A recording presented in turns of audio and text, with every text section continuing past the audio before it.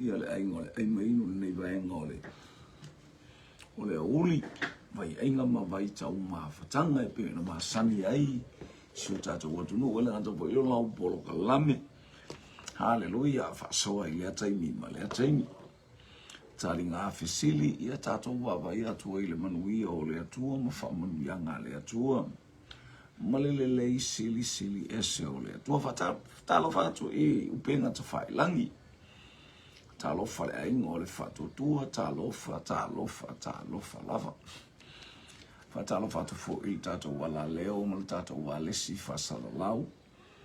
Ia lesu ia mai poeta ma le au onanga ia malo i lau sunga le angelu tau. Ia le li. Manu ia samone i le angale leo le atu manatu lo whapena. Whafta iat fo i na i o tātou tina. O le polkalame le rise and shine ia pe ona whasoa atu i lea taimi ma lea taimi whafta i atu i aniva le sa ia ni tae au ngata foi lea o haleluia ia le fetlainga ia polata i wao haleluia mai le ainga mai Nasareta whafta i atu foi i le ainga mai get some money ni iale ali ni iale atua whaftai atu tua fine mai America Samoa haleluia tua fine ia ana tongi al teini al moli o le awa i lau li iwa ia vi lava le atua malo whai lava e auto umi asili ma manu malo ai ele manu malo ai se tangata seis tangata le ango loto wafu malingi ma loto wafu tautua o le nofo tua vai i le atua malana au malona fina ngalo pa ia e tau wia mai e lo tato to mai ala ese haleluia o ista ngata fa ia vela utu pe le stanga ta se al meto me na me le tupe pe me vo se pe a o le atua in different ways e pa i mai le atua ma fa manuia mai le atua haleluia o lo manuia fo i o te avatu ia te uto e le pe ona avatu e le lalo langi manuia nao le atua e le wawa ia tangata o wai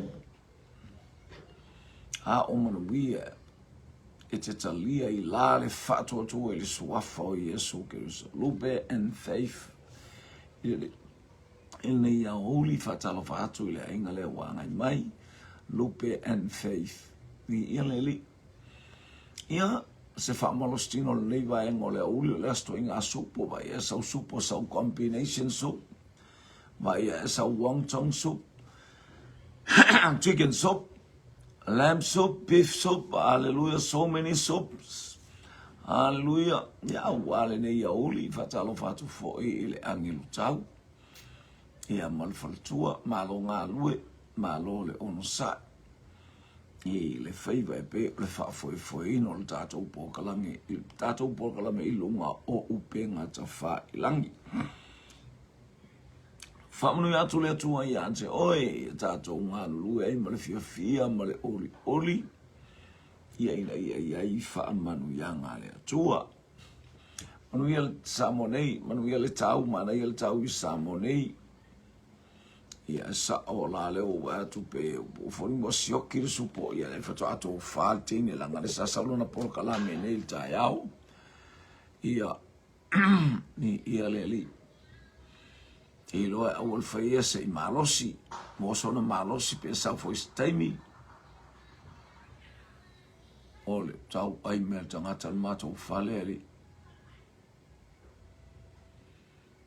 ia le li je wo o le au te ali ale tau ai fale tangata ali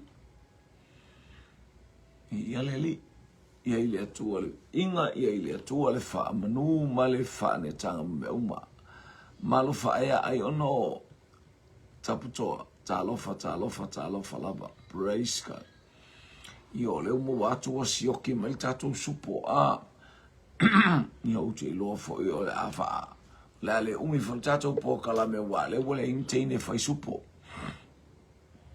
a ole vi inga fo ile tua ma le fa manu ona o me sili fai ile tua le soifua ma le ola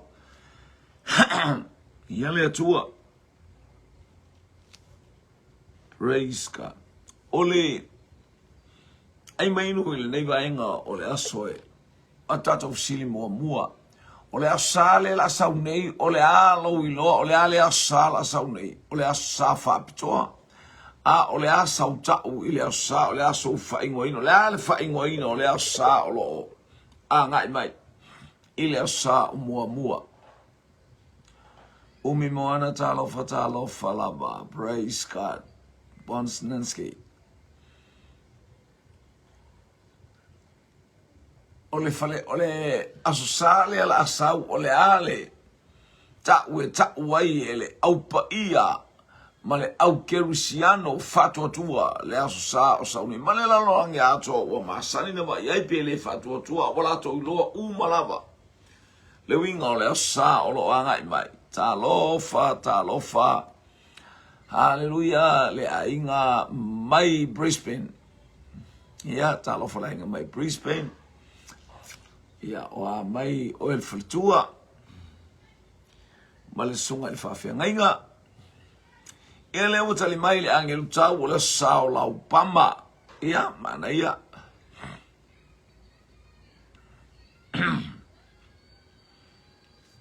Ia le atua. Sole. Ia ole pula vi naka lava. Ia ata o pula vi naka la manu ia fi au ia vi ia le li. Anga e tele ingoa e fa ingoa ile asa le sa o lau pama. Ia isi ingoa. Ya sa o lau pama ia isi ingoa o le asa. Ia le li asa o lau pama mai le angelu tau.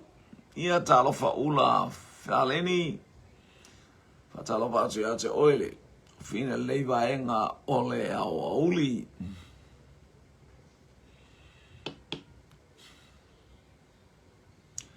Fatalofa atu fo il sunga le fai au ia nanai fia ngainga. Ia le li talofa ilau sunga. Ia le li fa unu atu le atu il nei fo iwa enga ole. Tai au angai mai le a inga ole fa tua.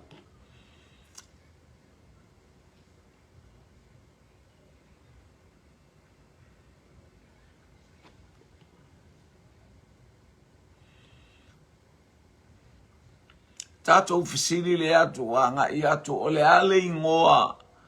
Ole ase taua. Ole ale taua i ele au kerusiano le aso saa. Ole anga i mainei. Awaringalo i atu ole aso saa asaunei. Hallelujah. E fai e po kalame ole malanga fatupua Yesu. Hallelujah. Ile ekalesia. Hallelujah, ole alofa tu noa ile address 5 Lebanon Street, Avenue, 5 Lebanon Avenue, hallelujah, i manukau, i manurewa, to e whafunga mai, o e lata ane ia ile address, whai e il sauninga whaptoa ile au sa, hallelujah, ole malanga whaatupua Yesu, i ia le li le address o le farsa 5 Lebanon Avenue Manurewa vi ia le atua mai sa wainga mai sa wo tatou whaalongolongo hallelujah i le aso matangofi male aulele i vi ia i le atua praise God ia tasil tatou talile wo mai mo le sala o pama o le ata o le sala ile ta'wala o kersan por ta'wala to e kalesia por ta'wala o ainga ole ale la sale la saunei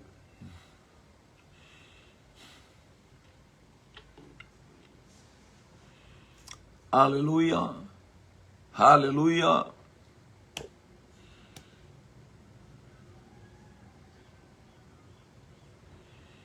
mo le aso sale la saunei o le ase ta'wala o ainga le ase ta'wala o ekalesia le ase ta'wala o kerusiano i le aso sa a saunei Susana o le malanga whatupua Yesu malo sa o le lei hallelujah whapea mai fo ile angelu tau o le sa o lau pama sa o le lei o le ase istaunga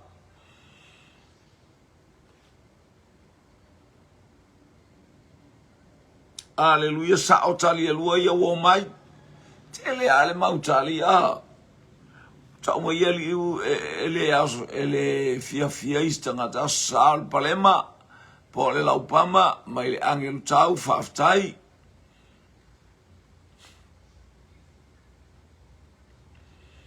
Praise God.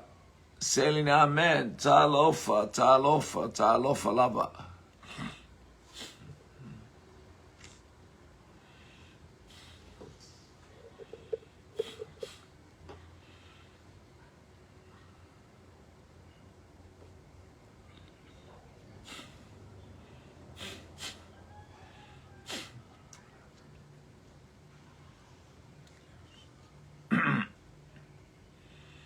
Ia le li'i.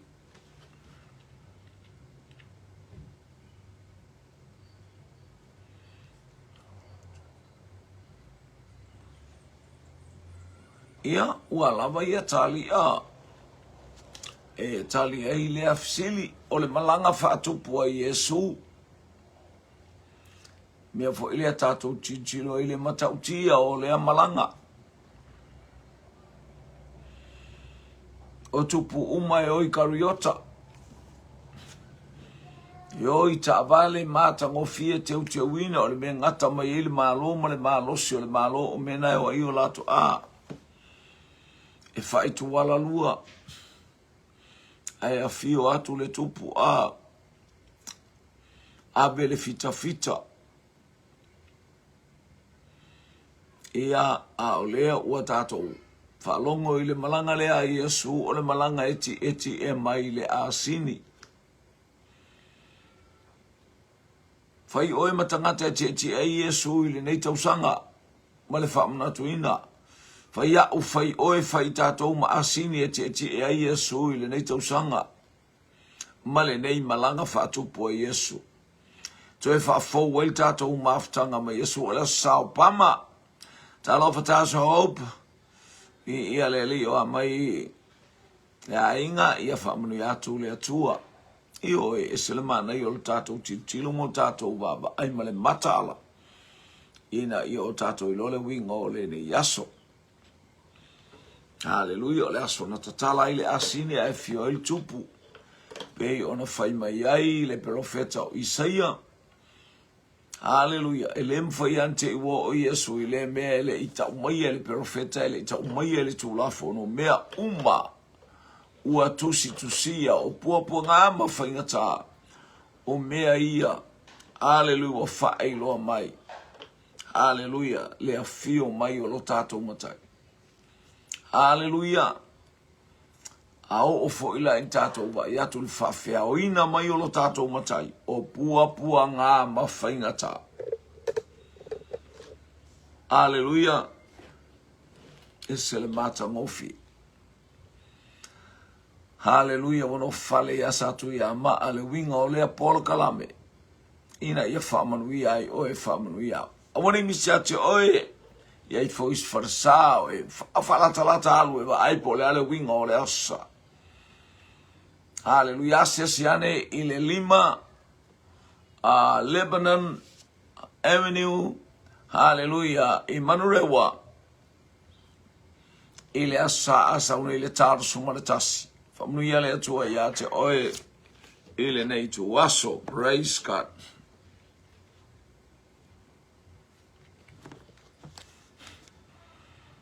Hallelujah.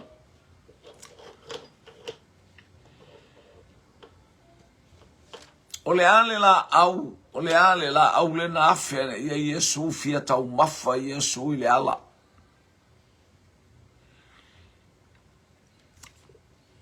O le ale la au le na afene ia Iesu ina o vatu i le tupu ola o le la au. Tupu ola o le la au. Alilia muna talofa. Le ale ngone la au no tali mai le angelu tau o le mati. Tali mai le angelu tau o le mati. E pene sa Augusto talofa faletua. Mi ia le nei tai au. Famnu atu le atua i le angai mai.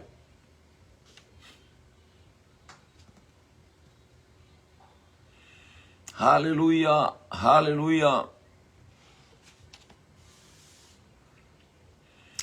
Tali mai faltua mai Brisbane.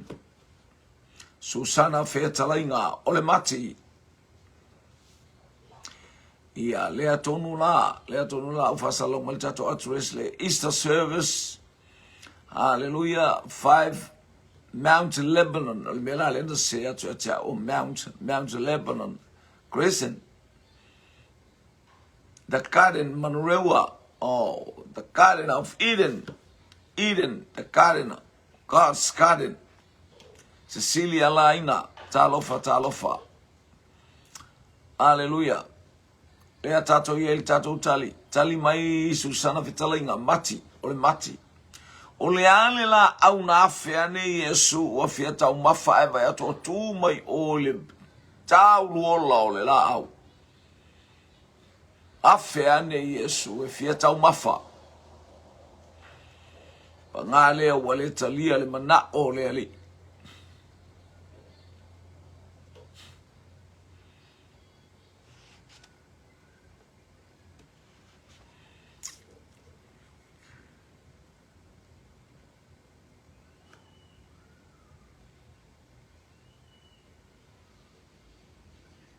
Hallelujah, hallelujah, hallelujah. Praise God. Fitu aso ile vai aso anga ia nei polo kalame. Hallelujah. Maile aso sa o ile asa 8 days. Hallelujah. Momolia ile fe au. Praise God. Hallelujah. Vai meza wo, vai besiolo vai nga tato mafuta angalele, angalofa talofa, manuia le holy. Hallelujah. Alawatu fo ile uso ona mai Melbourne. Ni ia leli. Ole mati mai lungo le laba. Oh, fa pea ole fua isela au lungo le. Ale. Ole ele bata mo fie la le lungo le. Ia talofa atu le ainga o satanu basa. Mai tafuna America Samoa talofa. Ia tutuila foi ma America Samoa vanessa wo. Le maftanga hallelujah autalavo ale alofa tunoa. Mai sala fai upolu nei. Male moto i tutuila hallelujah e faya i hallelujah ile malu ole ekalesia i pua hallelujah amata atu ile aso tofi ole aso lulu feiloa i hallelujah upolu masabai i matutuila ole aso tofia bata i sauninga se ia o atu ile toe tua Yesu ia whaamanuia le atua ile whaamna tuina hallelujah avesa wo mata mai moa hallelujah fa ia fo ini fa evangelia hallelujah mai le motu isala fai le motu upolu ai mai se le motu o fia ngai fa mana toile olinga o tato loto ua tato to e aulia mai le oli male fia le fa mana tuina ole to tu manu malo ke riso le maliu to tu o ke riso le tu pu ole fa babau hallelujah awone ngalo yate o asiane i tutuila America Samoa ila to o i tutuila hallelujah praise God ia le tato te lunga tolu tato talia wa au mai ile la au ia safia tau mafa Yesu e afia tu ile la au leba tu okka fa benale tu puolo le olanga mantato olanga hallelujah fa penale ta mau ainga e mau yo ao mau matulima fa pena fa manuyanga so many blessings from God I lau fanau mata to fanau tu puola le ainga pangalea na feane Yesu I la au le ato le ainga o le ato lo wolanga malo wolanga pangalea wa ovale ma walunga o melo eso ifua ma o wolai ele o tu sai ele aini fua ele fua mai na olau hallelujah ele o le fa moe le o le langi olau fua mai Haleluya. Fua e tatau male salamo. Haleluya. Fua ole nganga paia. Ile soi fua male olanga. Haleluya. Fua ole alofa. Haleluya. Praise God. O ia fua uma ole mana onga le ole ia ona fua le la au o oi. Ia ona fua au. E po le ar tele o tatou ngaruenga o le ale manuia o tatou whana o ale tele o le o mara tamau a inga faso. Ia e loa o nei mea uma e mai le atua le mana onga o le atua. Ia fua o tatou o langa. Vi ia le alii. Tuna en alamaya. Talofa, talofa, talofa. Vi ia le alii. Teni tuku moe atu. Vi ia le atua. Vi ia le alii. Praise God. Ia watali tatou fisili o le mati. O le la au o le mati.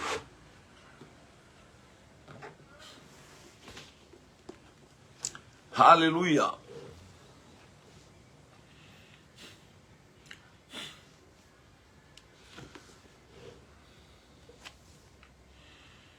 Praise God.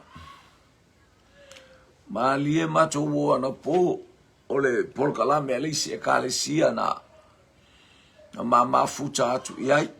Talo falainga mai Nasareta de iai au. Ia polata iwao malo le soi. Fua malonga alwele ne chayao. Ni ile li. Au lea. Malie.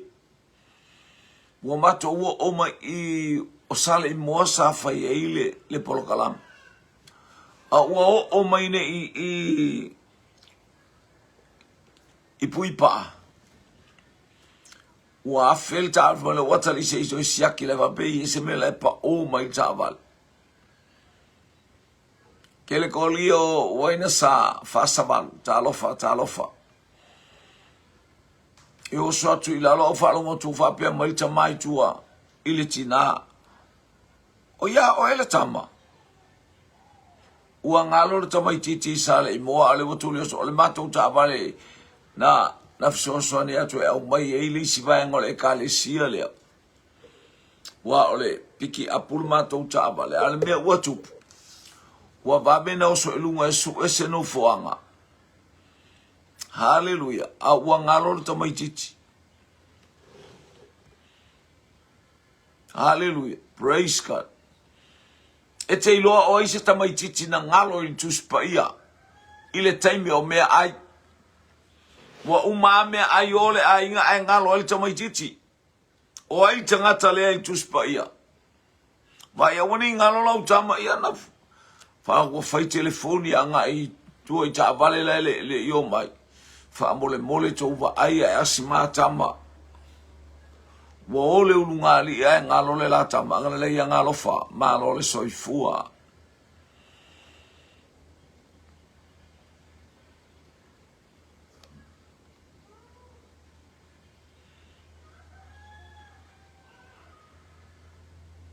Praise God, praise God. Hallelujah, hallelujah. O ai le tangata I te iloa tuspa ia na ngalo. Wa ole a inga ai ngalo wa uma mea ai wa le ainga sa iai o le paseka ai ole a inga ai ngalo le tamaititi. O ai le tamaititi lea. Leo tale mai le ainga sa tanu wa sao Amerika Samoa. O Yesu. Juna alamaya. Ia o nisila. Yesu maona matua. So ai loi pui pa. Falonga to le watur ta vale ai oso. O yenga kama. A le to tonu le fafine I to tonu e no le to tonu le ta vale. Le ai fa peta I tana. Sole. Yo que o foi ele que o so mai ali. Wa fai le si oso. La foi wo so ia. Na tele ai sono ma fa lo na tali. A le foi fa mai le fine. Ya o foi ese ema. Yo le ala ai fa to a uma le sa uninga mata ngofie.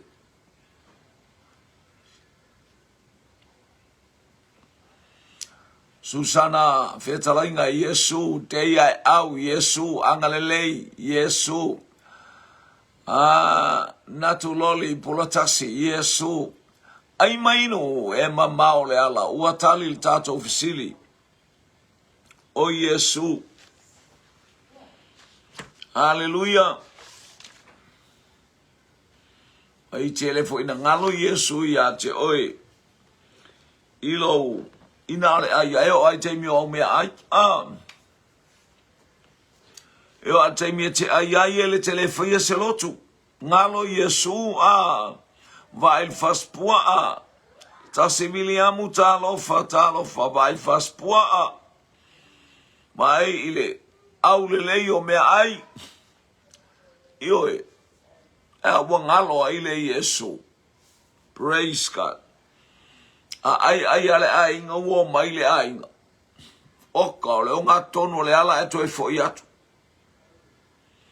Winga le amo moele ai nga ai vai fo le se Yesu oye.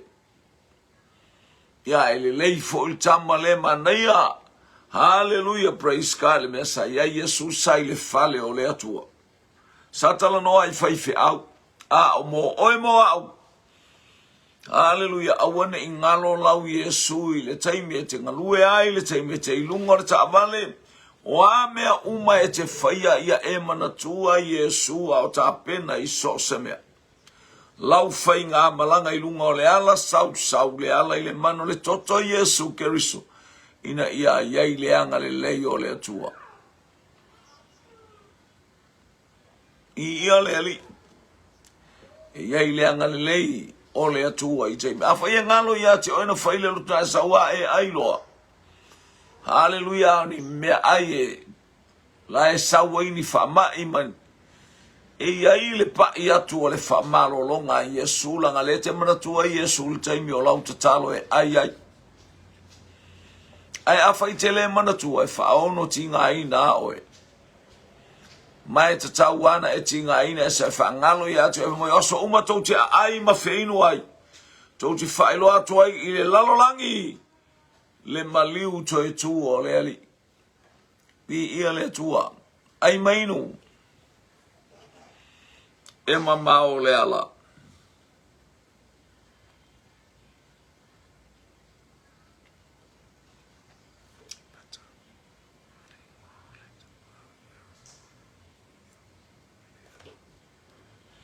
Oile ngor ta mau kitiona.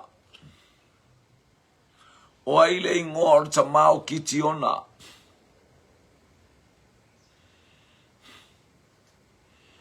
Kitiona foilen saule angelu fa pene oina le toa malosi. E te labea ina lo nuu. Mai le puapua ngā. Ma le polonga. Oile ngor ta mau kitiona.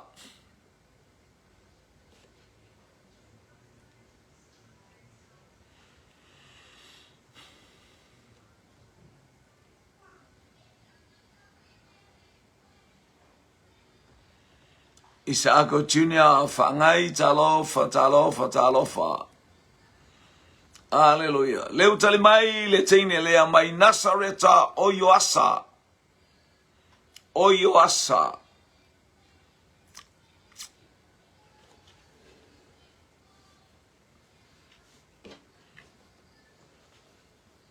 Whaftai te talo i sio tātou ainga. Whaftai au tau te talo mon tātou pōkalame ia vi ia le ali. Whaftai fo il tau pōkalame umai pe na whatino ai. Au sa ilinga malau su e ole mai. Fo ina atu sa ili mai maua. Tui to ina atu. Maya Junior ala maya o Yoasa. Susana Fetalainga. Yoasa. Lau iula. Oh.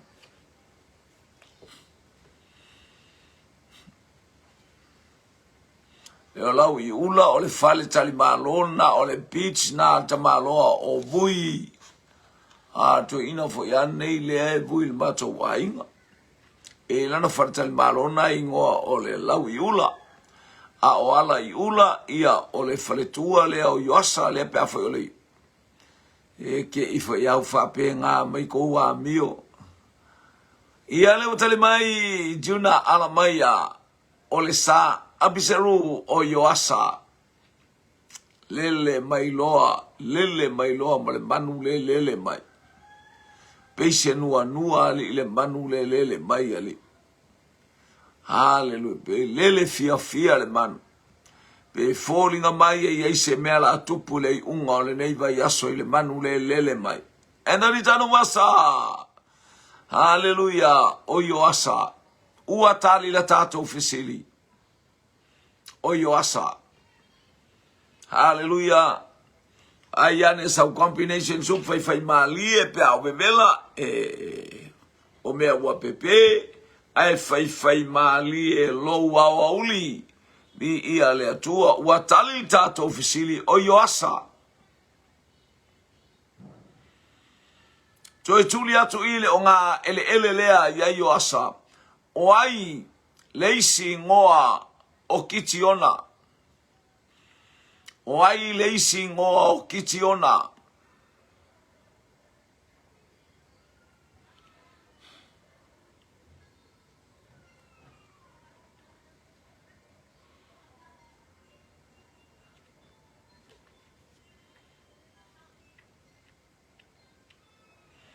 O ai leisi ngoa o kitiona.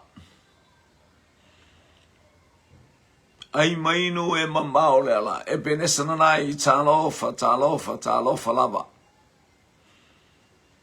Oka ko paisuka. Linga wale ai se koko. Ko paisuka le kali. Ia. Ai lama tau le ko paina e selmana ia. Sama a. Mana ia iei peia la tate ai me fato e lau. Isele au le lei. Hi.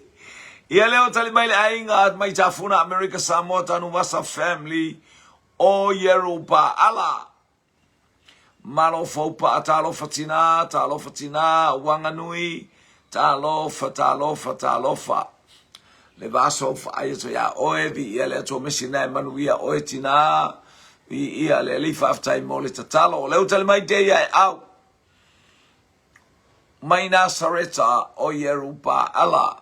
Susana Fetalainga, Letine o Brisbane, Bronco, Hallelujah.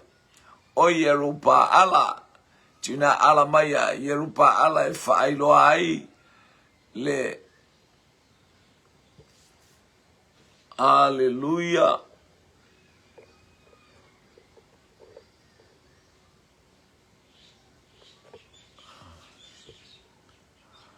Ilalo o le solo ia ilalo tupua o pa ala na ifo ai tangata. O tangata lea tangata tonu wale na ia faia le miti ya pa ala o sa faira o tupua na fatutu ele nu e maisel tamao le lilea tamalo o yoasa. Ai mai le mana i o tamaititilea. Ifo manu to la me wa faia. Ia fina o maila pa ala pe matana te fasiotia. Ale wo abe ilalo le suafa o le atua o Abrahamo, le atua o Isaako, le atua na tai mai tatou ainga mai ai kupito, ngō whai tawai. Ioe, se I whai la pe saupa ala na te fasiotia. Io ua ala le loto tamaloa, afele le sa talofa. Talofa lava le nei au, ua ala le loto tamaloa.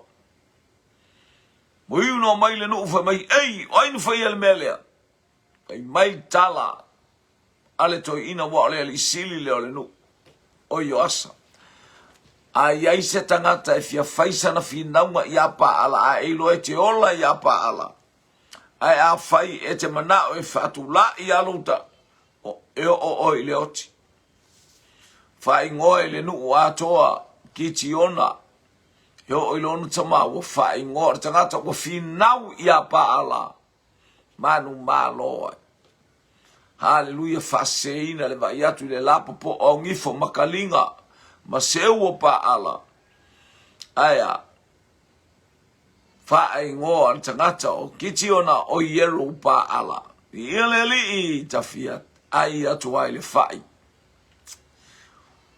Iloa o kelengi fai le mele o soma le fai le. Ia. Wena voi la Nasareta. Tala watu le uso awana. Hallelujah. Praise it. Suafa ia a.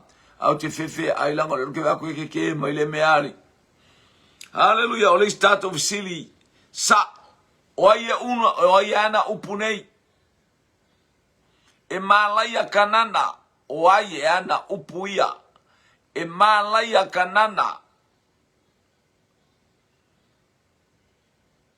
oia na upuia. E malaya kanana ai mainu e mama ole ala. Praise God, praise God, praise God. Hallelujah. Hallelujah. Siona mai se vai. Ai mainu e mama ole ala fasu mo faminu te. Te ai le tu lai se fulu male luas. Fuma lua minu te fasu mo faminu te ai le tu la e se fulu male lua. Praise God. Te alei vai tonu o Brisbane. Ia leli oka lele wa sau sol fanua. Hallelujah. Sol fanua pai pai. Mala tangata ofulano mea mata lai nofu ai lunga. Ata noa ile mea mata ole ata ole manu ole ata ole ola. Ia leo watali mai ia ainga. Hallelujah. Leo wa tali mai ia ainga baita funa tanu wasa family. Noa. Malaya kanana tali mai ia juna alamaya. Noa. Tue whapea mai juna Noa ilona atali. Hallelujah. Praise God. Iwa fasu martolu minute. Hallelujah. Iwa fatolu po le fasu tolu minute te aile July. Iwa toes fulu minute. Toes marfitu minute tale July se fulu. I Brisbane. Aleus fulmales. Fulmalua falima I totonu. Hallelujah. O Samoa New Zealand. Praise God. Tali mai Susana feta lainga. Noa. Deia aua Nasareta o Noa. Whapea mai maleponi o lo'u anko o Noa. Praise God. Ai mainu e mamao le ala. O upua noa na fai ilona atali I. Hallelujah o hamo. E ola whaavale valea hamo. E whaale tonu le o langa o hamo. Ai tautala e toi ina ilona le fia ma whapea atu e malaya. E malaya kanana. O le mafua anga le mana o le atua e malaya seisi o lana whanau. Ai langa o fetu iona teimi a sa tau ngā a. O le teimi o tato ia ke riso Yesu a po mai le isi a la fau. Tu uyatu ia le isi pito o lo ngutu. O le mata I le mata a pa ia lo mata. Tango a oe la to ye abe fa malo loi suafa o Yesu ke riso deia au noa. Hallelujah. Le watali mel tato utali o upu ia noa sa tau talai. Hallelujah. Ua tu ule tamanei e pa uai ma toe tutuai tangata e totele o Israel o tato fsili wanga yatu. Sa ora tato utali ya noa le toi ina sa failtala ilana whanau ya hamo. Malaya kanana o upu noa a o upu nei ai ua tu ule tamanei e pa uai ma toe tuai tangata e totele o Israel.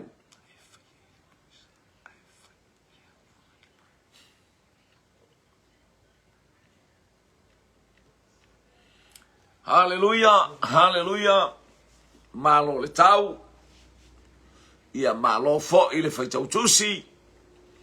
Malo le faita talo. Malo anapongi. O le atu. Fo ina mai. Tuitu I atu. E to ina mai.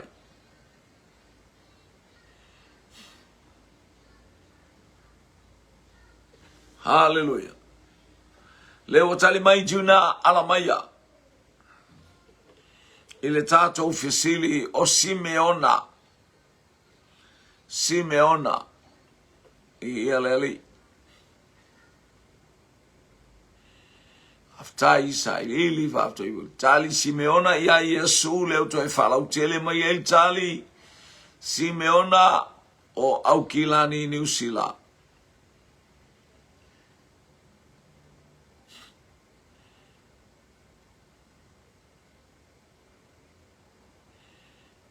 Te ia au o Nasareta.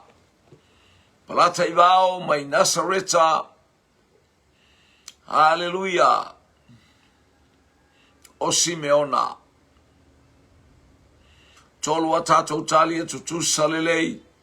Nga imai maltali mai asu sana o Brisbane male Bronco. O le tamba o Simeona e mailano i Savai.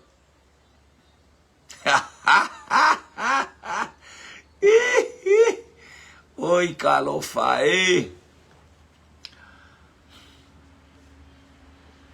Ale olano o se lunga po se lalo. Lalo po lunga. Aleluia. Ai mainu e mamao le ala.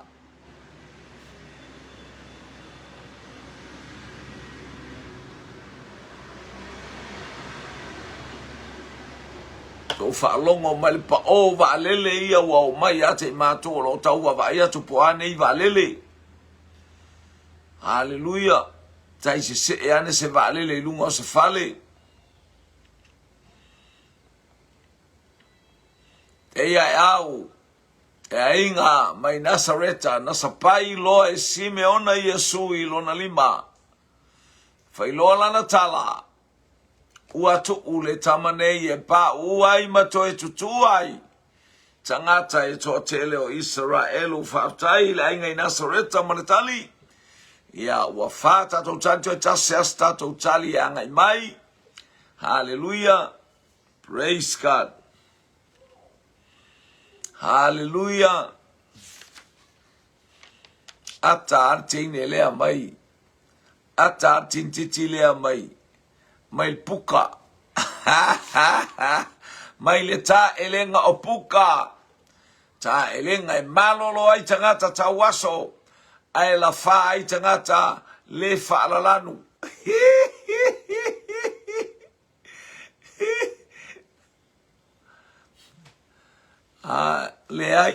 Ele ai wa. Ele fa pele tu fa mai ni va lele me.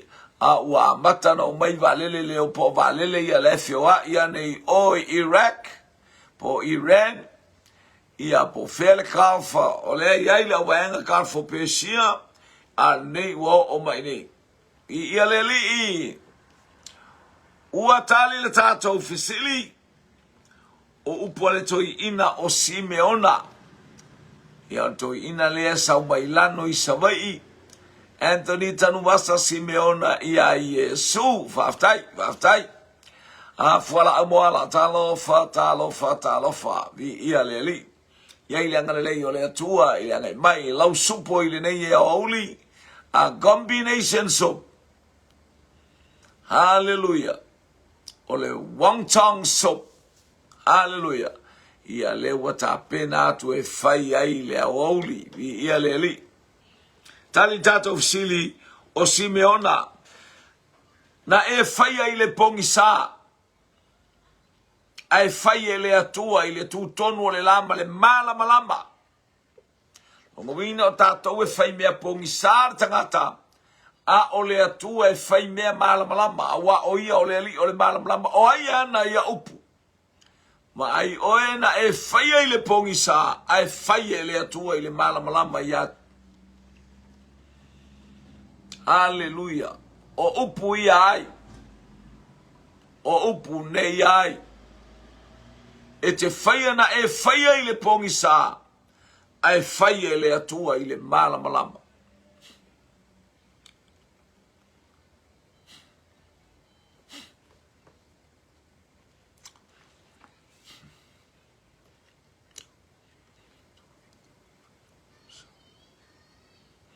Pabia mai tali mua mai America Samoa I tafuna. Haleluya, male aingo tanu basa upana tano ia tavita tali mai foi New Zealand I Aukilani mai ajuna alamaya na tano ia tavita le teine mai Brisbane. Haleluya, male Brango na tano ia tavita mai Sili. Oi soli.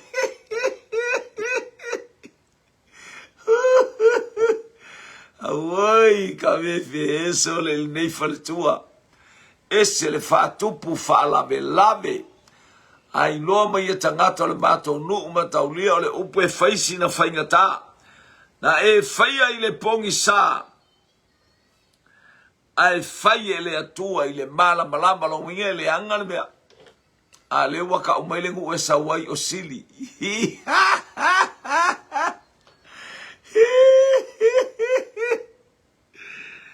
Ai maino e mamao le ala vai atu ia fatalo batu de ai au na tano malo fopa a na tano ia tavita juna el alamaya apea tavita ai elilo la nanga sala ai le ai e tatau ona fa ai loa oka e faftai le ai ngore atua vi ia le li awor fai me pogisali I tatou a faratua awal fai mea pongisa ia tama haleluya uso awal fai mea pongisa ia tina iyo tau whaafonga iai faile poto le tangata faile ata mai o le tupu e lilo o le atua o lo ile mea lilo. He is with us. I taimi uma, whatever time. Olo sisila yate, olo sisila yate. Na e whaia I le pongi sa tavita. Le oiloa tangata umana o ia lai lunga le fale mala ua na amatene la. Haya, sila fanga le atua. E oi le anganga pa ia o le tala nal, tus pa ia, tu moli mawaloma, e oi le anganga pa ia. Ona I tātou o tangata whau uina a o tātou whaia me se le tusa. Ai whaaftai I le atua, whaapale pale le atua. Haleluina I atupu le salamo tāvita. Whaaftai mo le tali, vi ia lava le ali. Tau te whaaloto lua I manatu e lua se ia whea. Tau te whaaloto lua ea I manatu e lua se ia whea. O upu ia ai. Le wala au le nu la me whapenga I ko wolanga. La me whapena ai le whainga o to wolanga. Tau te whaaloto lua I manatu e lua se ia whea. O ai lea e anga lea saunoanga.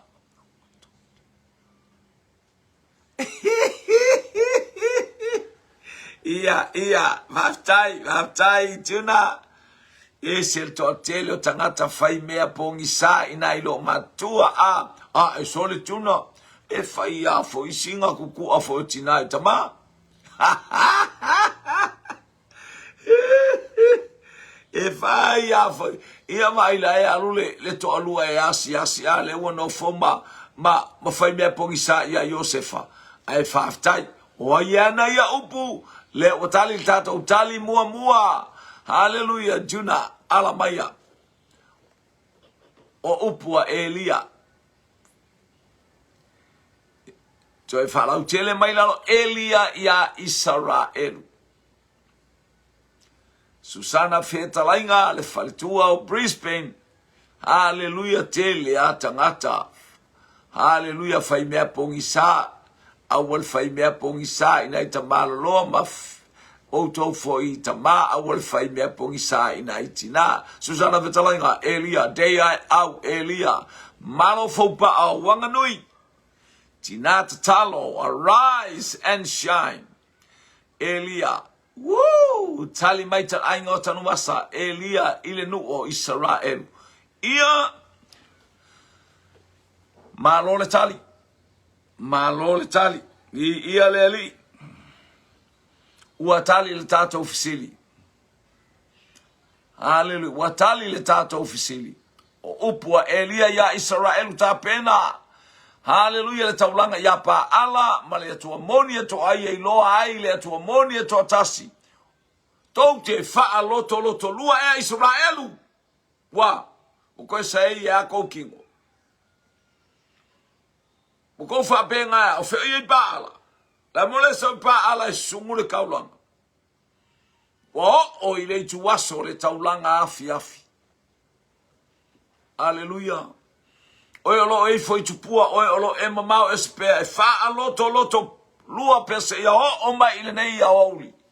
Manatu e lua se ia fea. Famuni atu le atua. Haleluya. Tatou, haleluya, o tatou tu e fisili lela anga iatu. Haleluya. Sa o pesi se. Sa o pesi se. Awa ete fi nau mai ia teau. Awa ete fi nau mai ia teau. Ina ia outu ua oe. O upu ia o upu a Naomi ia Ruta. Sa o pesi se. O upu a Naomi ia Ruta. Sa o pesi se. Ia, anga leile atua ile whaiunga nei polokalame. Whamanu yatu le ainga o le aimainu. Haleluya, mai le tafa ma le itu o le kelope. Haleluya, ia, whamanu yatu fo ina i tatou a tua whawhine, ua tele tei tatou tua whawhine lo pale mai. Angale yatu le atua iso seala o iai. Haleluya, talo fo imo le ainga o le whaatua tua moke antaparo pati talo wha. Awa e te fi nau mai a te awina i outu uai oe o upua Naomi i a Ruta. Leo tali mo mua sao mai a Anthony Tanuasa. Haleluya tali elua se se. Haleluya. Mai a Susana fetalainga se se. Juna alamaya se se.